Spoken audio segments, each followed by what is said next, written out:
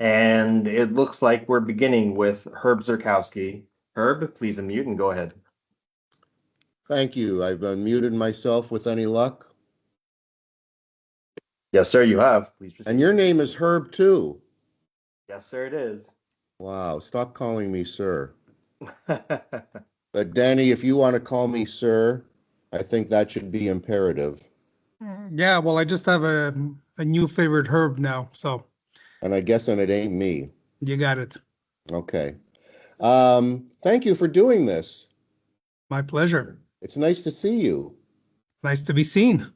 Let me start with this. I know there's a lot of people in the queue waiting. I do have two questions. The first one is and I hopefully I get the answer I'm looking for from you. But how long did it take you to get over the East Division final, the way it ended, especially when you saw what happened the following week, that Toronto, of course, won the Grey Cup, and I'm guessing that it must have realized you must have realized pretty quickly that this team squandered a glorious opportunity to potentially repeat. Yeah, so I can give you pretty much an exact timeline. I would say the following Thursday after the Grey Cup. It took me about that long. I think right after we lost the game against Toronto, I think I was more in a state where I was numb, just trying to figure out what happened, considering the way we played the game with the number of turnovers, and the reality is we came up short by a couple of points, and there were many different opportunities that presented themselves throughout that football game to win it, yet came up short. So I was just trying to figure out what happened there and trying to digest it. I think that was that first week, but after the Grey Cup, obviously, we, I can't say we, I could say I felt that, there was an opportunity that was squandered there.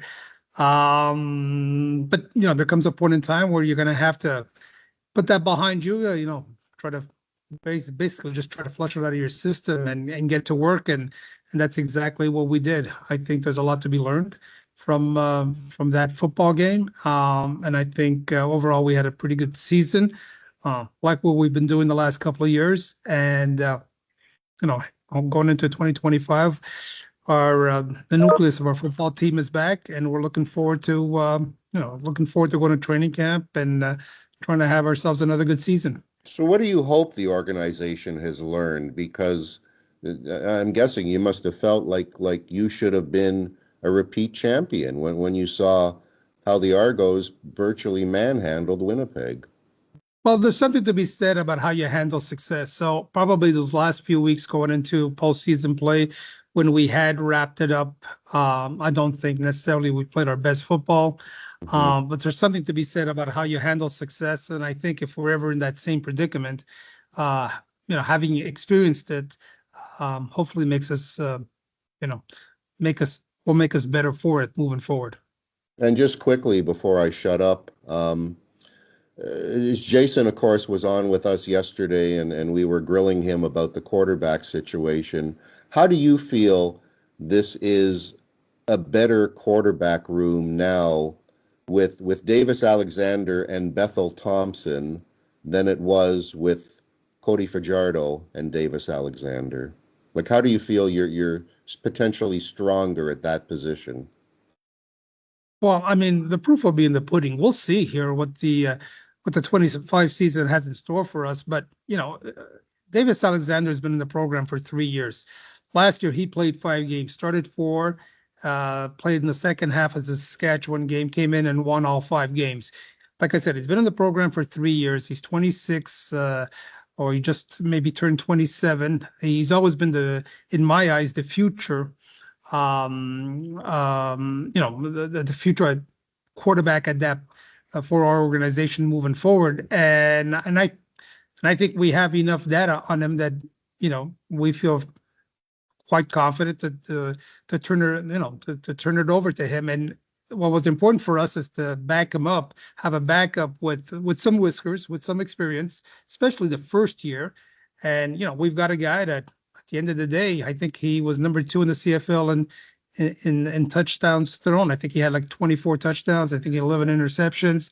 And, he's won his share of games, and we think he'll be a great mentor to Davis. So, I've always learned over here the last few years that you need a number two that can win you maybe 2 or 3 games every year, knowing full well that there's injuries that take place at that position, and I don't know about there being too many better number twos. And the reality is we got a 1A and a 1B, so we like what we have. As far as the roster is concerned at that position, and I think it's a position of strength, and there's no shortage of depth there. Thank you, Danny, and especially thank you, Herb. It's great to have another Herb on this call. I appreciate that, Herb. Thank you for your question. We'll now proceed to Eric Leblanc. Eric, if you please. Salut Danny, merci de prendre du temps. J'aimerais que tu nous fasses une mise à jour à propos de Reggie Stubblefield et James Letcher. Est-ce que ces deux gars-là sont sur le point de revenir avec les Alouettes? Les deux, on a eu plusieurs conversations. C'est sûr que Reggie, avec la blessure qu'il a subie l'année passée, il est toujours avec son protocole de rehab, là. Il y a encore du chemin à faire, mais je pense que ça s'en va dans la bonne direction. On a eu des discussions avec lui en particulier, puis son agent. Écoute, on n'est pas rendu une entente. Est-ce qu'on continue de se parler? Oui. Est-ce qu'on va arriver à une entente? Je ne le sais pas, Eric. Il y a des choix à faire. Il y a un plafond qu'il faut respecter.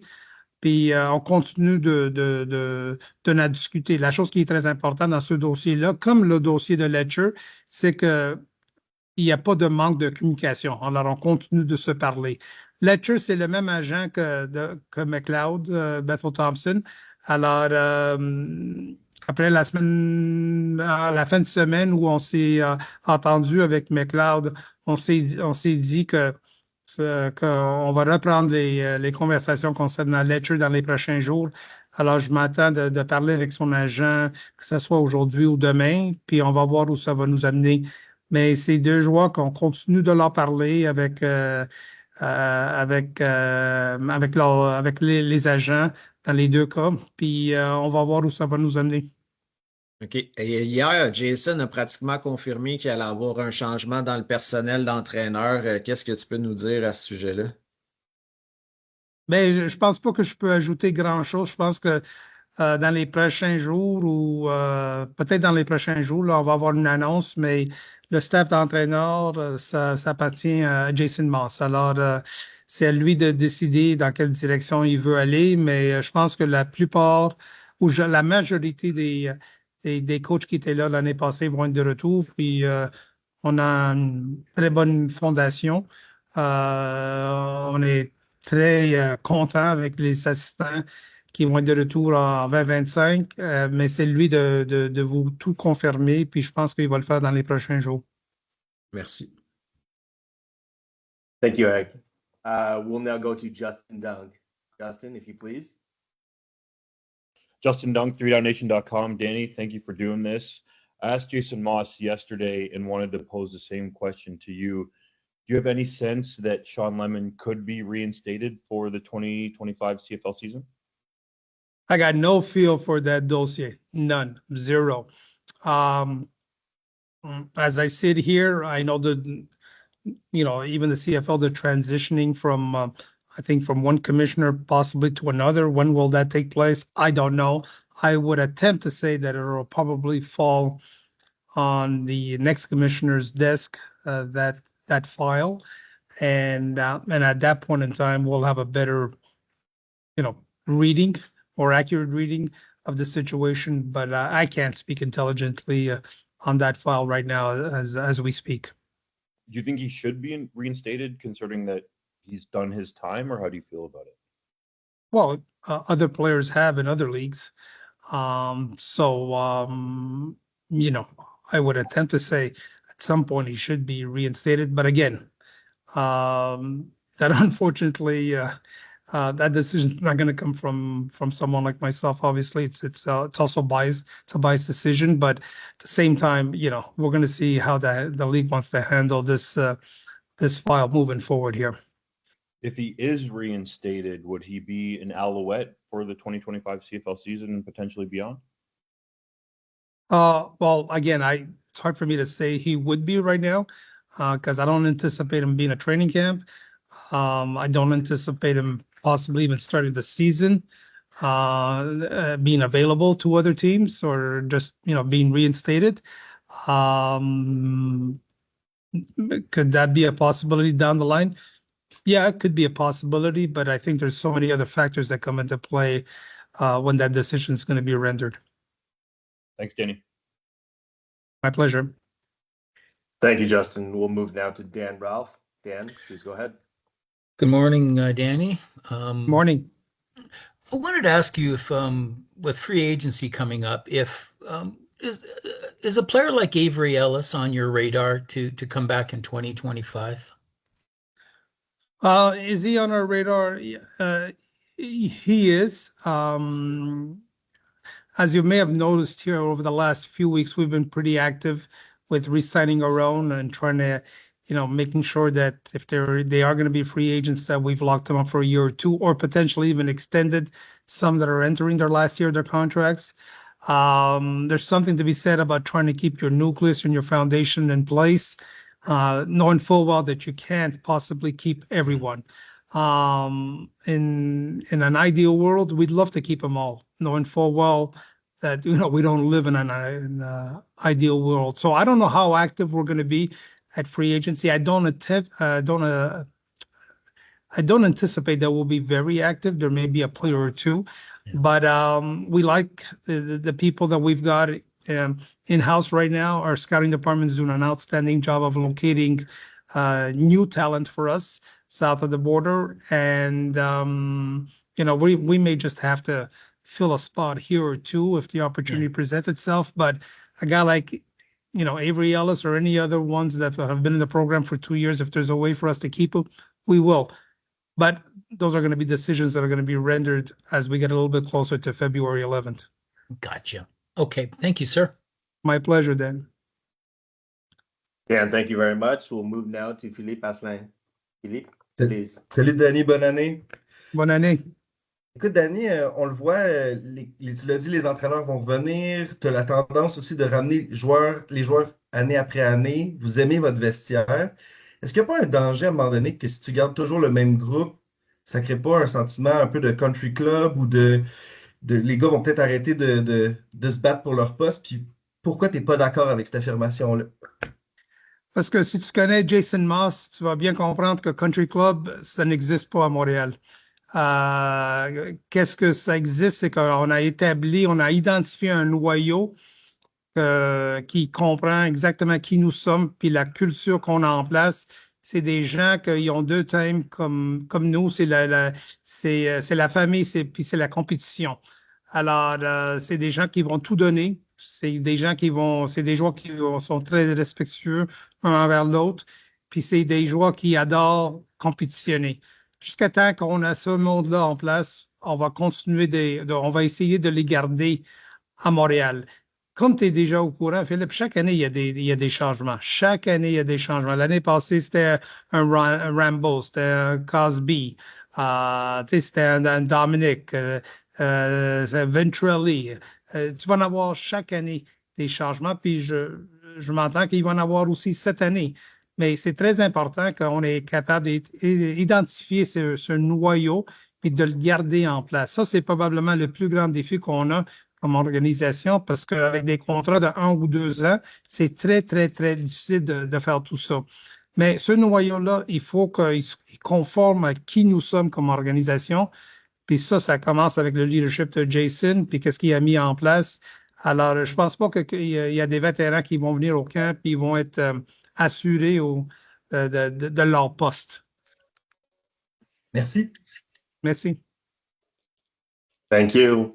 Media members, we are cutting short on time. We still have time for several more questions, but at this time, I'll ask that you limit yourselves to one question and at most one follow-up. Next, we'll go to Frederic Daigle. Frederic, please. Bonjour, j'espère que mes problèmes techniques d'hier sont réglés. On me fait signe que oui. Merci, Danny, de prendre le temps. Écoute, tu en as parlé tantôt avec Herb un peu. Tu as dit que ça t'a pris quand même un certain temps à te remettre de cette défaite en finale de l'Est. On en a parlé un peu au bilan, mais avec plus de recul, qu'est-ce que Oui, les 5 revirements, mais qu'est-ce que tu dirais qui manquait à ton équipe pour aller chercher cette victoire-là? Pourtant, vous étiez pas.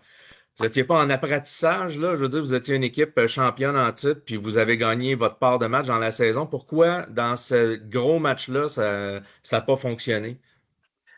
Fred, ça démontre jusqu'à quel point que, tu sais, le football, c'est pas un sport quand tu rentres dans les séries éliminatoires, que c'est une série de 7 ou de 5 ou de 3. Je dis souvent qu'il faut être la meilleure équipe pendant 3 heures cette journée-là. Tu n'as même pas besoin d'être la meilleure équipe pendant la journée longue. Puis pendant ces 3 heures-là, on n'était pas la meilleure équipe. On a choisi le pire moment de jouer probablement notre pire match.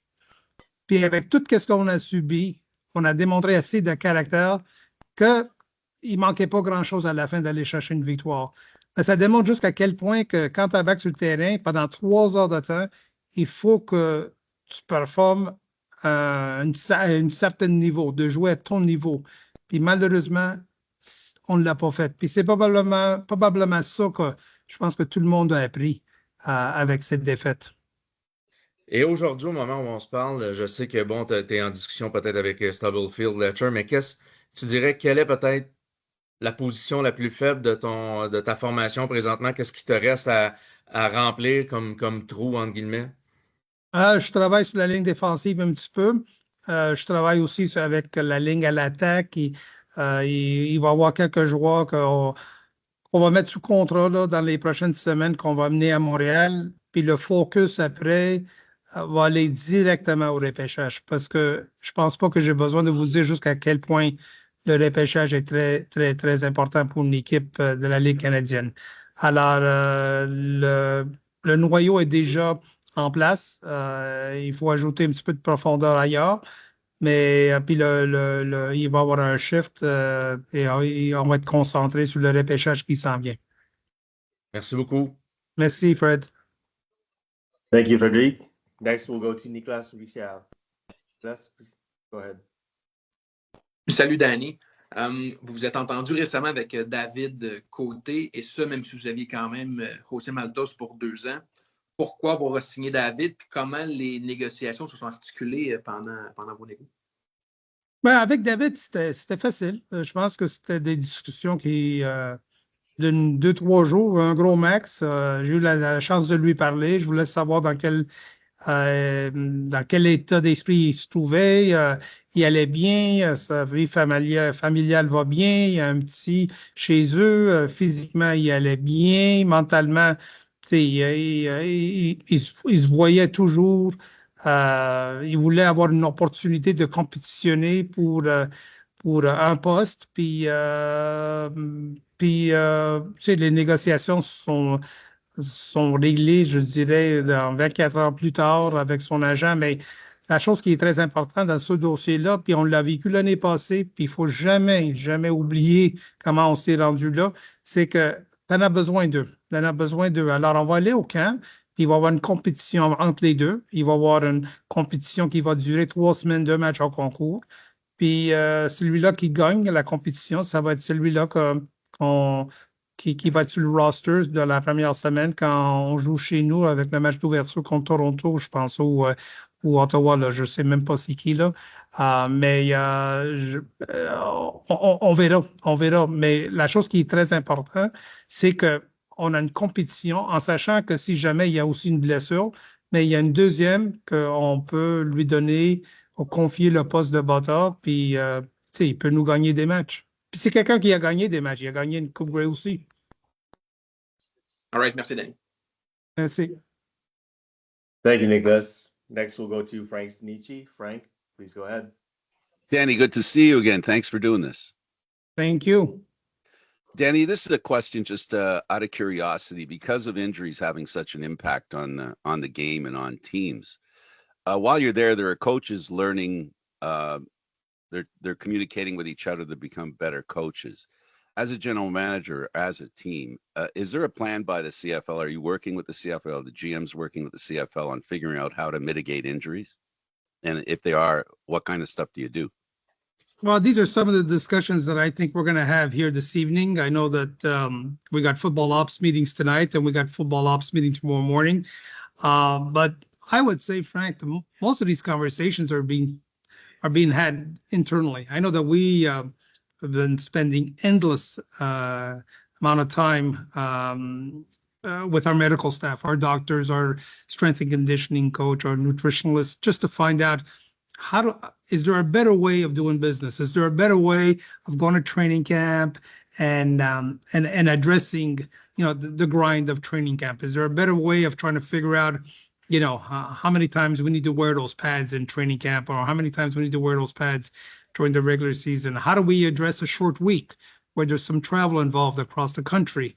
So these are ongoing discussions. I think we've made some headway.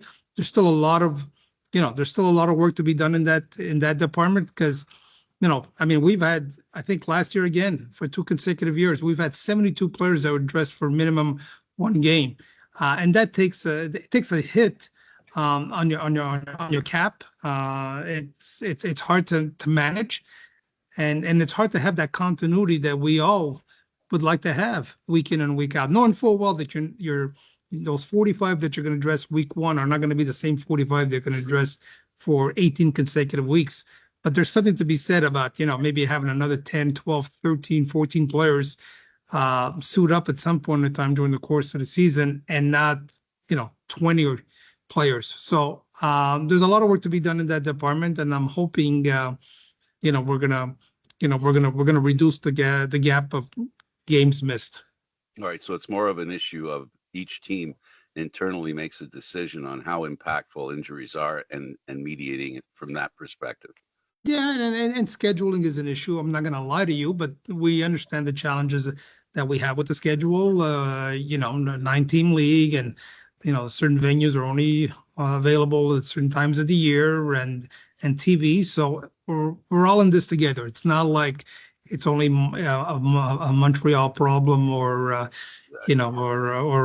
particular team problem. It's just a general problem that we need to get a better grasp on how to handle.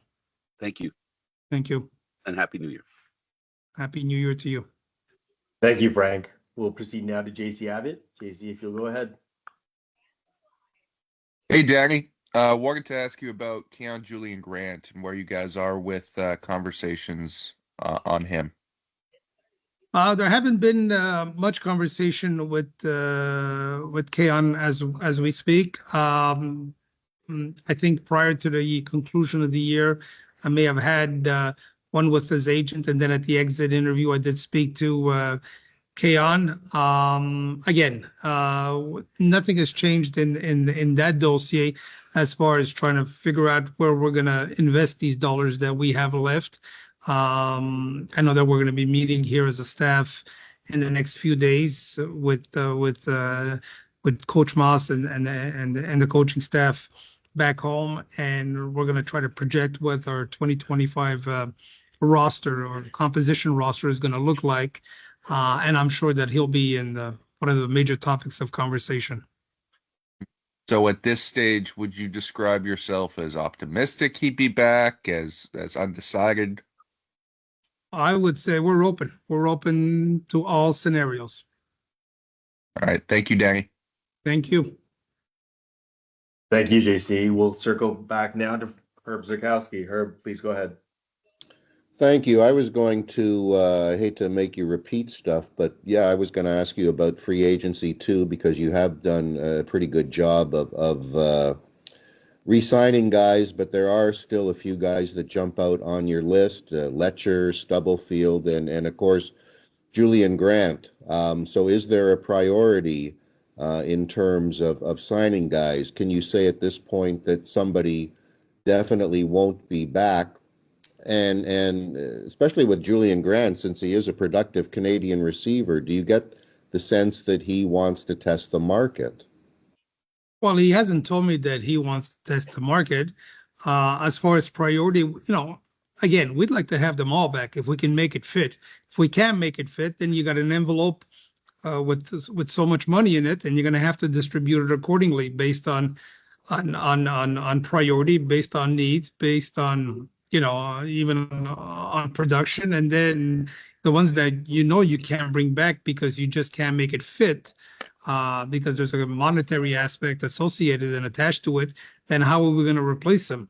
So these are some of the discussions that are going to take place here over the next few days. But those are all quality football players that if they're not playing in Montreal, they'll be playing elsewhere in the CFL. Okay, thanks. Okay. Thank you, Herb. We'll conclude now with John Hodge. John, please go ahead. Merci, Danny. Merci, Herb. Danny, I wanted to ask about Eric Deslauriers. He wasn't brought back to your operations staff, and he's since landed in Winnipeg. Why was he not back with you, and what is Winnipeg getting in Eric? Well, first of all, it's called a non-player salary cap. Okay, and that's why even if you take a look at around the league the last few weeks, and you take a look at all these teams that have come out and named their coaching staffs, you're starting to realize there may be one or two short on a couple of organizations where maybe they were carrying 11 or 12. Now they're back down to 10. Just because of the non-player salary cap. So the non-player salary cap doesn't get increased by 10, 15, 20 points every single year, unfortunately. So it's hard to retain all these people. And it's no different than the players cap. You have an envelope of money, and you got to learn, and you got to figure out how you're going to distribute it, knowing full well that there's going to be others that are going to be free. And that's what happened in Eric's case. I will say that I made it a priority to get on the phone and reach out to other general managers and made sure that everybody understood that Eric is a bona fide CFL scout that's got an extensive background, not only as a player but in the scouting department, and there's value add regarding whomever may that would entertain hiring him. I saw Eric a couple of days ago at the Hula Bowl. I know he's excited about being with Winnipeg, with a winning organization, and there's no doubt in my mind that he'll do an outstanding job for them. But that's the reality that we live in here with this non-player salary cap. So, and from my understanding is we're not the only organization that has these challenges. Thank you, Danny. Thank you. Thank you, John. That now concludes our time with Danny Maciocia.